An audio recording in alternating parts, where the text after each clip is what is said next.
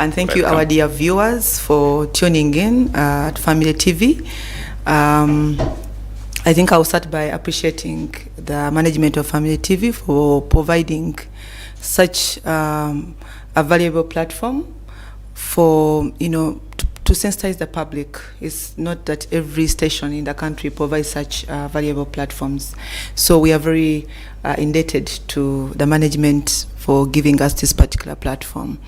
Yes, going back to the question that you asked me to take on, what trafficking in persons is, or what human trafficking is. Okay. Literally they are the same, but sometimes those words are just used interchangeably. So our dear viewers, trafficking in persons, we could say, first of all, it is a crime. It is a grave crime against humanity. Sometimes we refer to it as modern day slavery. I'm trying to break it down so that I'm not so much of legal, so that the person who is viewing us or following us is able to really appreciate this particular crime. So it is a crime first and foremost. It is a crime against humanity. It is, and we always call it the modern day slavery. We use that word to remind the people, because it was always easier those days to say, what is slavery? So if you have the connotation of what slavery is, then when we talk about trafficking in person, you should be able now you should ring a bell and say, oh, that is actually a very grave crime. So this crime, we normally define it or describe it as, it involves the movement, the recruitment of people, transportation of these people or this person, transferring this person from one place to another, and then receiving this person through different means that someone would have been used on this person. For example, through force, through deception, through maybe they could be kidnapped, they could be abducted, they could be coerced.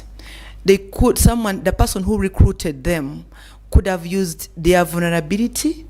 Let's say you're coming from a poor family or a vulnerable family, or you could be an employed youth that you're looking for a job, and therefore someone uses that opportunity of you being desperate for, to earn a living.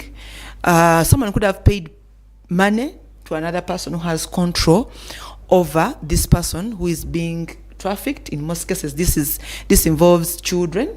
When there are children involved, some people pay money so that they are able to traffic these children, and for the whole purpose of exploitation. Now, it always ends up in different forms of exploitation, and with exploitation, it could be sexual exploitation, and with sexual exploitation, it can be prostitution. It could be to be used in in karaoke, people who go for such things. It could be to be used in porn activities. It could be used as as a prostitute. So that forms part of sexual exploitation. It could be for labor purposes. We see children being trafficked for domestic servitude. Some are trafficked and exploited on the street begging. Others are trafficked and they are taken maybe to work on plantations. So that is really trafficking for labor, exploitation. And we have also seen those that are taken out of this country to go for work, but then they end up being trafficked. We've seen some people who are trafficked to do criminal activities. We have had cases in the media running. Those people who are trafficked, like for example, to Myanmar. These are specialized people, young people, Ugandans that were trafficked to go and do scamming work. Scamming the entire world, actually. So there are different forms of exploitation. In other words, the list is endless. We cannot even finish it. It's just endless. I'm just going to give you just a glimpse. It could be trafficking for ritual purposes, where people's body parts are cut off and used for ritual purposes, for human sacrifice. Anything that, as long as it is exploitative, it becomes the form of exploitation. All right, thank you so much, Ms. Lydia, for that overview. Yeah. So as the organization Platform for Labor Action, yes, what do you mainly do? Thank you. As an organization, Platform for Labor Action, we are a non-government organization. We were founded in the year 2000, and for the sole purpose of promoting and protecting the rights of vulnerable and marginalized workers in Uganda. And maybe to be specific when it comes to issues of trafficking in person, because we have a wide range of programs that we do there, but I want to focus it on trafficking in person. Okay. We implement programs around stopping child exploitation through education and livelihood. And this, because children are some of the majority victims of this crime of trafficking in person, especially for the internal trafficking cases, and most of them are trafficked and they're exploited in child labor activities, either as domestic workers on the streets, or they are working on plantations, different plantations, tea plantations, sugarcane plantations, different plantations as child laborers. So, and some of them even are trafficked and they work as child prostitutes, different forms of exploitation.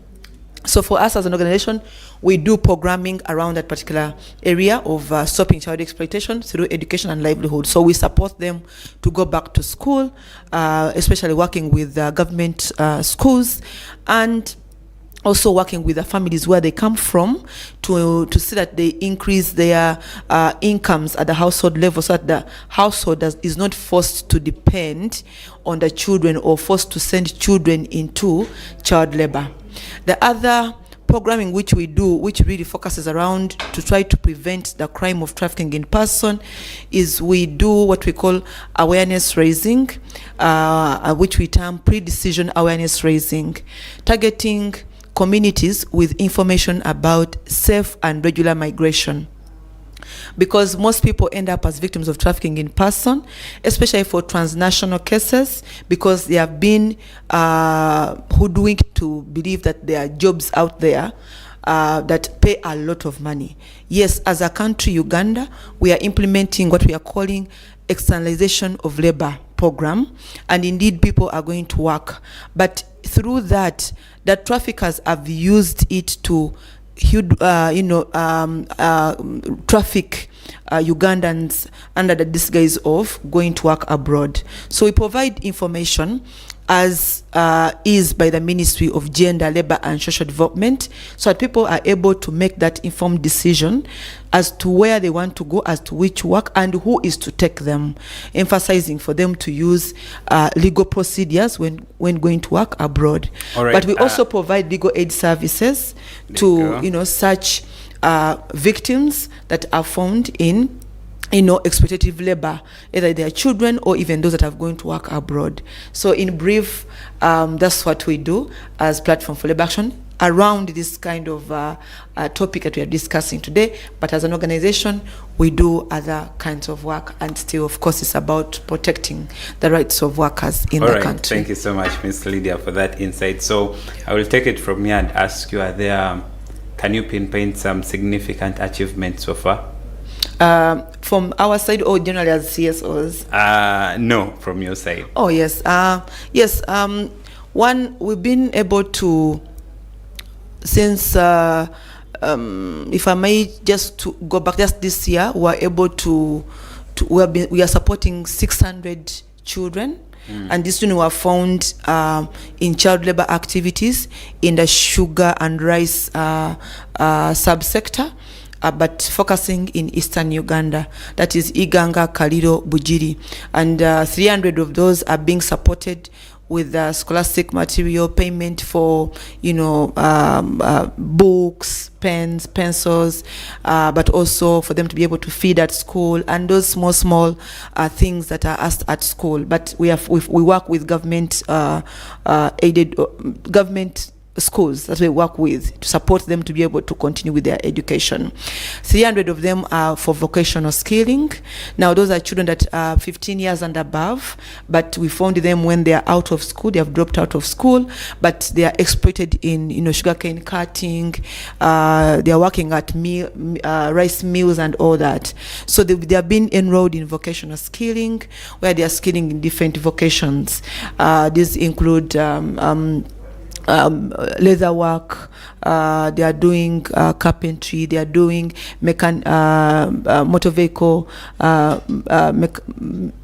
motor vehicle, I think repairing and motorcycle. We are looking at electric installation in construction, building, all those that have been enrolled there. We have also we are working with 1,000 households to where we are supporting them with sort of like income generating activities to enhance their social protection measures at the household level to increase their incomes so that they don't have to depend, or they are not forced to depend on children to force them to go and do child labor work as opposed to being in schools. So that is also that we are doing in Eastern Uganda around that. We have also been able to still support migrant workers that have been found in distress. So far this year, I've been able to support 13 of them. They call, either their relatives report the issues, and then we engage with the campaigns and the Ministry of Gender, Labour and Social Development so that they are actually supported, either they are repatriated back or they are changed households, or if it's maybe non-payment of wages, they are actually being paid. So that is what we are trying to do, as well as we have been conducting awareness raising using radio talk shows, but also community outreaches. We trained a pool of community actors on these issues of safe and regular migration, so they continuously provide this information to the community. We worked with local leaders because we in the labor migration procedure, local leaders are very key. So we capacitated them with information, so but they also carry out monthly awareness raising sessions with community members, telling them basically it is okay for you to go and work abroad, but you should use the right channels, the legal procedures, the government procedures, not outside that procedure, because once you are outside that procedure, you are automatically a victim of trafficking in persons. So that is what we have been doing. Yeah. All right, that sounds interesting. Those are quite some significant achievements. So how best can Ugandans join this fight? First and foremost, trafficking in persons, it starts, for us to end this crime of trafficking in persons, it starts with you. And everyone, you can tell that it starts with me. It starts with me as Lydia, it starts with you as Bob, to say no to trafficking in persons. I'll give you an example. Most people in homes, they are employing children as their maids to work for them.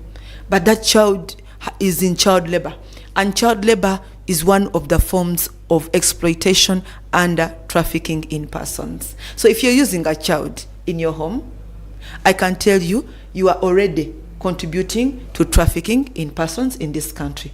And therefore, it starts with you. And we always have a sign which we say, it starts with me, that stop sign. But so a lot of these young people, most of these, I think, I'm not trying to defend them, but they say these are jobless people. They go, they get kids who have nothing to do, then they're employed. So, Bob, that's what we want to believe.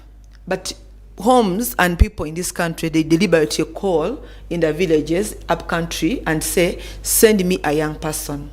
People do not want to use adults in their homes. Yes, we always think that it is that these children are taken out of school to go and work as child domestic workers.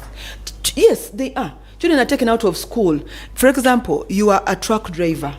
And you're the one who goes and picks sugarcane. So you reach on a certain village and you're calling children so they come and jump onto your truck. Guess what? This truck driver tells the children that if you're putting on a school uniform, remove it. Do you think that person does not know? Do you think that person has found the children that are not in school? They know these children are supposed to be in school. And they even, some of them come in their uniform, and then they tell them, remove it and always come with another shirt to put on. Or you find that some of them even are bare-chested if they are boys. Why? Because they were in a school uniform and they didn't have another shirt to change in, and therefore they change. So it's not that as a community we do not know what we are doing. We actually know, and actually we are looking, because you see, children, we call it cheap labor. So because people are looking for cheap labor, it's not that these children are not in school. It's not that they're always coming from very vulnerable. Yes, there are those vulnerable households, it's true. But not every vulnerable household cannot afford to keep their children in school. It's not true. So if, for example, if all of us said no to employing children, where would the children be employed? The traffickers, the syndicate, the children you see on the streets, it's a syndicate. People benefit from it. But by dare you, go on the street, get that child and say, I am taking you home. The owner of that child will appear, and I'm telling you, they will attack you. So to show you that it starts with us, all of us, especially all of us as adults, because when it comes to children, it starts with us. You are an institution, you are a recruiting company, or you are a travel agent. You know by law, you're not allowed to be taking Ugandans to work abroad because the law does not allow you to. So, but you choose to also covertly take Ugandans to work abroad. You are breaking the law. So it starts with you. You're breaking the law. It's simple as that. So now allow me ask this. So in case I spot such activities in my area, so how do I reach out? Okay. So the other role, as all of us as a community, and this role starts right from the Constitution of Uganda.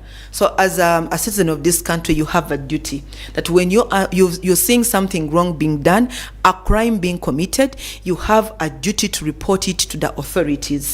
And even under the Prevention of Trafficking in Persons Act, it also enjoins us, calls upon us as every member of the community that who suspects. By the way, you only have to suspect. You don't have to have concrete evidence. Your role is to suspect that a crime is being committed, and there and then the law is telling you, report it to the authorities. And who are those authorities?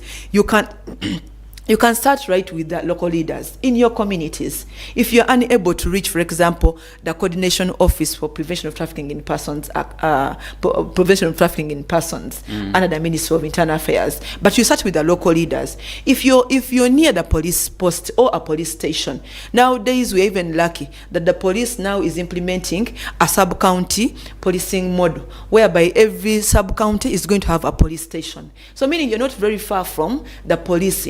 The police structure.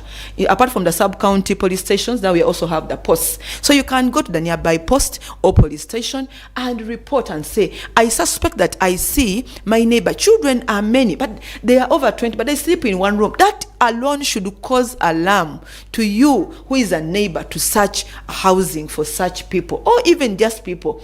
So then for you as a Ugandan, you have done your civic duty. You have now passed on that mantle to the next person whom you've reported to. If it's the local leader, they have a mantle to go and check there, a responsibility. If it's the police, they have now a mantle to go and check there. Do not get discouraged and say, nowadays when you report to police, they do not do anything. Just do your civic duty. At least if anything else goes on and happens further, you will stand on the cameras and say, I went to that police station and I informed them of that, but they never did anything about it. As opposed for us to first complain that they don't do anything about it before actually for us going there. Apart from that, you can also call, for example, on Sauti. We have the Sauti line, which is 116. Yes, 116. It's a toll-free line. Call on it. That one is basically for children, anything around a child. When you call on it, they will transfer that call to the appropriate officers that maybe you have received this call of child trafficking, and they will be able to direct the officers to go there. Well, thank you so much, Ms. Lydia, for that overview once again. So let's go in for a small commercial break, but the discussion continues. Stay on. Issues at hand.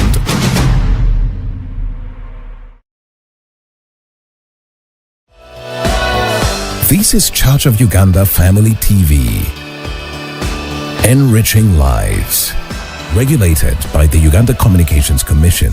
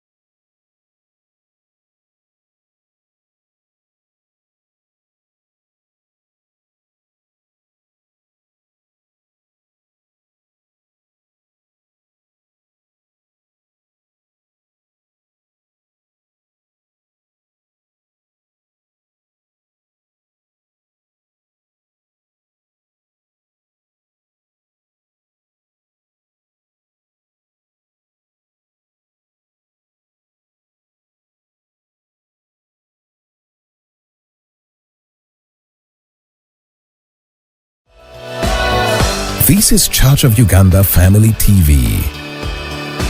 Enriching lives. Regulated by the Uganda Communications Commission. Issues at hand.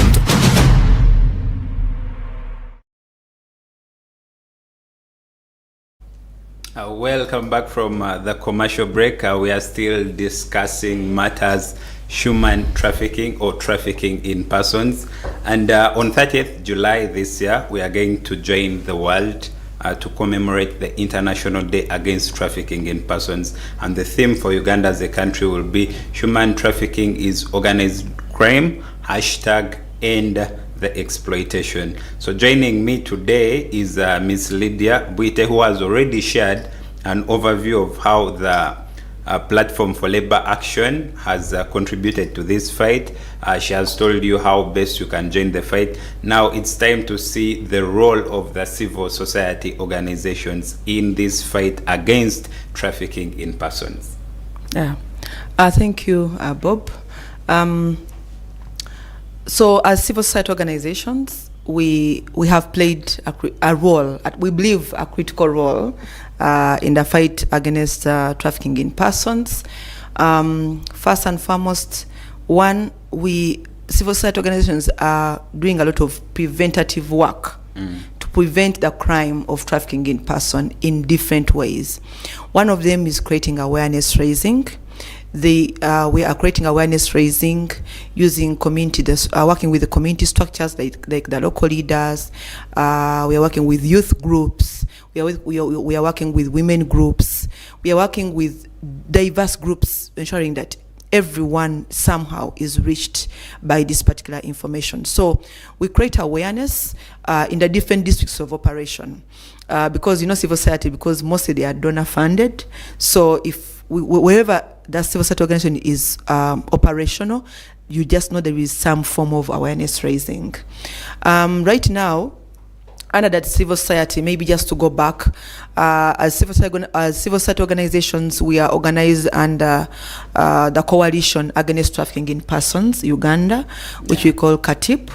And in there, fully paid up members are over 25 civil society organizations, but we also have other organizations that are also equally doing work around trafficking in persons that we collaborate with, even if they are not yet members of the coalition, but we collaborate with.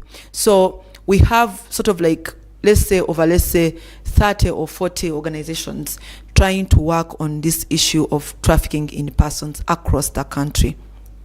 So awareness raising is really taking place. That is one of the ways of preventing, because we believe that if people have the right information, at least they will use it. It will inform their decisions. But also it leads to mindset change. For example, you may find a family which was about to send children, maybe for child labor, that if they are engaged and made aware of the dangers, for them to get more information about this, they may withdraw their decision. So it brings about mindset change. The other role that civil society organizations are playing in the fight against trafficking in person, again still under prevention, we have economic empowerment initiatives. So not only a platform for labor action, but we have entities that are providing economic empowerment initiatives. We have entities like Platform for Labor Action, Rahab Uganda, Willow, One by One, UDEL, Uganda Youth Development Link. Different organizations are providing economic empowerment to different groups, targeting different groups of people. The youth, sometimes you find that it's female youth or women or vulnerable households where they are headed by male or female. They are giving them so that they don't fall prey to these traffickers at the end of the day. Or even then, some of them are giving economic empowerment to victims of trafficking in persons or survivors of the crime. That you were once a victim, but when you are rescued, you are economically empowered. So that, again, you do not fall victim of the same crime, because some people are trafficked and re-trafficked and trafficked because their economic status remains the same, or the push factors remain the same. So what the economic empowerment does is that it prevents those that have not yet fallen into this crime, but also it prevents those that are victims or survivors of the crime to fall into this particular crime. The other thing that CSOs are doing, they are also providing legal aid support, legal aid services. We know that this is a crime, and I think the other week you hosted someone from ODPP, that is Miss Jackie, and it's ODPP that is in charge of, prosecuting this crime of trafficking in person.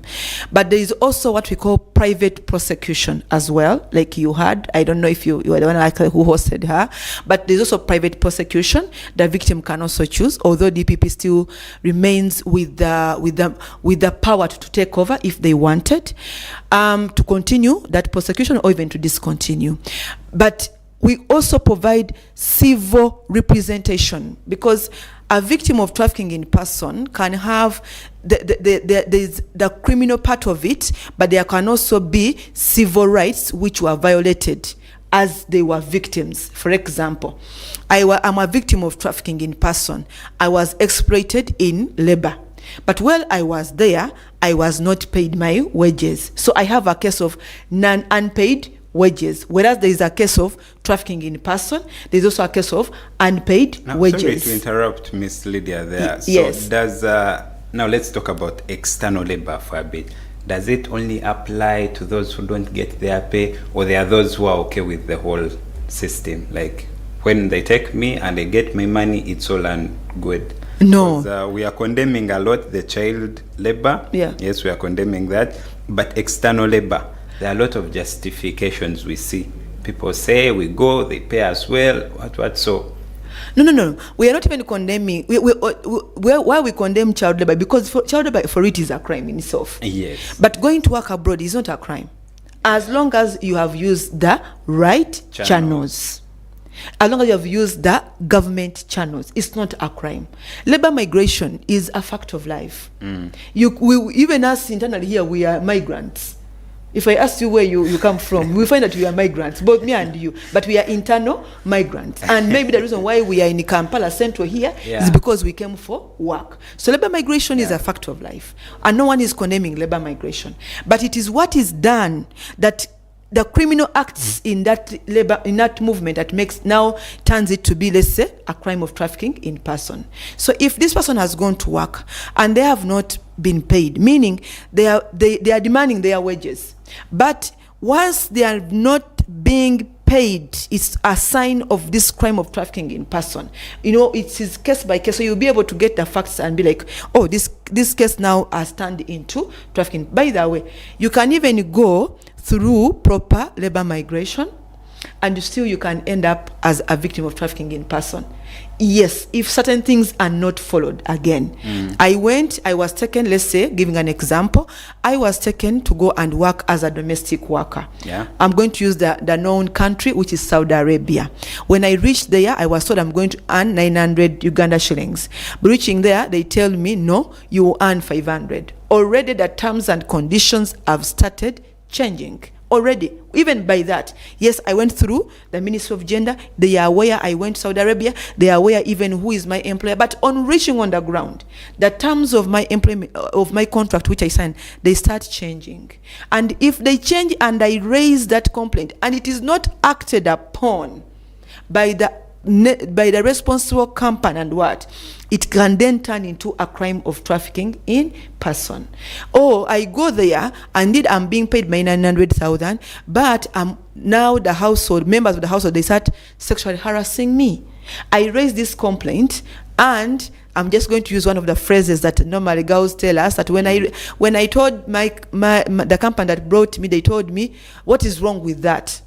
You understand? Yeah. So that such a thing is already, you as a company, you ought to have done something. Either engage the employer or remove this person from this, but you did not. And then this person is actually sexually harassed, already you are aware that now a crime is going to be committed because sexual harassment. Is there where you help those people? Yes, those are some of the cases that when they come to our attention as Platform for Liberation, we engage with the company and they either remove this person from that particular household, they get for them another household, or sometimes they even brought back. Some of them are brought back because maybe the conditions have turned worse. So these issues, you are aware of them and you've helped many settle. Yes, even the Ministry of Gender is aware of them and they settle them. So, but the problem comes when they are not settled. So, like I was explaining that there can be a case of trafficking in person and can have both the criminal aspect but also the civil aspect. So some of the legal aid service providers, they provide legal aid, the CSOs that are accredited by Uganda Law Council to provide legal aid services.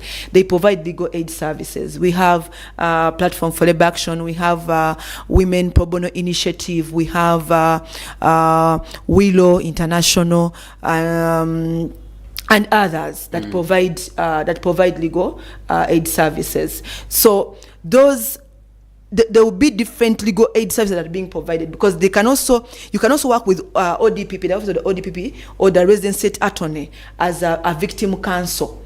We come in as victim counsel. So yes, ODPP is prosecuting. You are just working with a team from ODPP to give more support to this team, but basically leaning on the victim. So that sometimes the victims, they feel like maybe this one is a government lawyer. Are they really going to handle my case very well? But when you are there, you are able to reassure. You provide that reassurance that yes, these lawyers are working in your best interest. You work alongside with the ODPP. Yes. Where people, when they reach there, they get mistreated. And there are those people you see on social media asking for help. Like my sister died from there, but we are still struggling to get the body back. Should I say you're hard to reach? No, we are not hard to reach. Bob, and maybe even our dear viewers, these cases come in differently. One of the reasons why we emphasize that when you're going to work abroad, please use the legal channels, use the government channels. It's not to say that when you use the government channels, you will not face challenges. But when you face those challenges, even the people whom you've left behind, they have somewhere to start from. For example, Bob, if a person was taken to work abroad through a licensed company and through the government channel, and they happen to die while they are at work, automatically that employer will bring back that body. In fact, we call it repatriate back the body. It's one of the terms and conditions in that contract that is signed off automatically. And we can easily engage the company and say, bring back the body, and the family will not pay any cent. But where we find the challenge is when you have used an individual, a trafficker, in other words, to take you. And in most cases, Bob and our dear viewers, these people know this person by one name of Charles. I'm giving an example. Yeah. You have one name. Now, is the government going to arrest all the Charles in this country? No, they're not going to. Now, if you choose not to use the government channels, and your person goes to work abroad, now you're going to depend on the sympathy of the community. Now, there are very few entities that repatriate back bodies, because repatriating back, let me tell you, it is cheaper to bring back a person, a live person, than it is to bring back a dead person. The body. The body, it's very expensive. They have to treat the body. They have to ensure the body you're transporting is not maybe carrying any contagious disease, and you pay money to bring back a body. Let's say you cannot. It doesn't go below 20 million Uganda shillings. So if someone has used proper channels, yes, the government takes care of that. It's part of it. It's even part of the contract. The employer will bring back this body. The company that took will work with the employer to bring back this body and hand it over to the family members. And even there will be compensation and the like. But when you use ungazetted procedures and illegal channels, because in Uganda, problem that we have is that people will like faster things. For you, in 2 weeks, you'll be out of the country. Yeah. But who is taking you at the end of the day? So it is very expensive to bring back these bodies. And that's why you see people on social media platforms, please help us, this person, you know. But why they are coming back is because they did not use the proper channels. So the call I can put to us, all of us, is that going to work abroad is not a crime. And the government has put in place proper channels through which you can go through. Please use them. And again, I emphasize, it's not that when you use these channels, do not find challenges. But when you find them, we have somewhere to start from. Your family has somewhere to start from. Even us as service providers, we have somewhere to start from, and helping you becomes very, very easy. So that's why we encourage people to. So going back to the other topic is that CSOs are also providing that legal aid support, either in terms of representation in civil matters or working as victim counsel, working alongside the ODPP team, legal team in the prosecution side. Or sometimes even we have CSOs that are supporting like investigation, supporting the people so that we do thorough investigation with these particular cases. So yes, the other thing that we do is we do capacity building. CSOs are really supporting capacity building of different government law enforcement officers and duty bearers. These range from police, from the state attorneys, to local leaders, to the probation officers, to labor officers, everyone who has a role to play along this line of preventing this crime or responding toward this crime.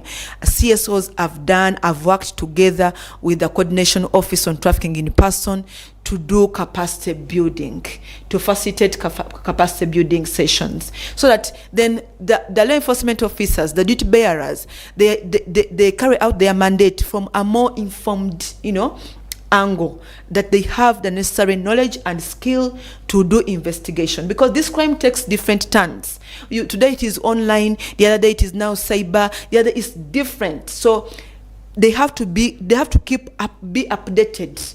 The information we used to use in early 2013, we no longer use it because the crime every year, every day, it takes on a different form altogether. So capacity building is one of those things that we do. But we also do what we call advocacy, especially legal and policy advocacy, to advocate for an enabling legal framework that will be able to facilitate the work of people like the ODPP and other stakeholders to prosecute. For example, we've seen CSOs that have really moved. For example, we have the Prohibition of Human Sacrifice Act. That law, which really is a supporting law to the Prevention of Trafficking in Persons Act. It was really moved, for example, by the Champs Child Ministries. So we advocate for ensure that we have legal and policy framework. Sorry to cut you short, Ms. Lydia. In a quick one, you can kindly talk about the theme for this year, which is human trafficking is organized crime, #, and the exploitation, and then you can maybe fix in your parting shots because time has really caught us. Yes, thank you so much. So this year, the world, we are saying human trafficking is an organized crime, and indeed this is an organized crime. It's a syndicate crime. It's a network crime. It's committed by different individuals at different levels, and therefore that's why we are saying to end this crime, it starts with you, because you may end up being part of that network. You unknowingly or unconsciously, you may be promoting it, you may be even enhancing it by you doing or by you asking, bring for me that young child, bring for me that person, all those things. So it is a syndicate crime, and our ask this year is that you should not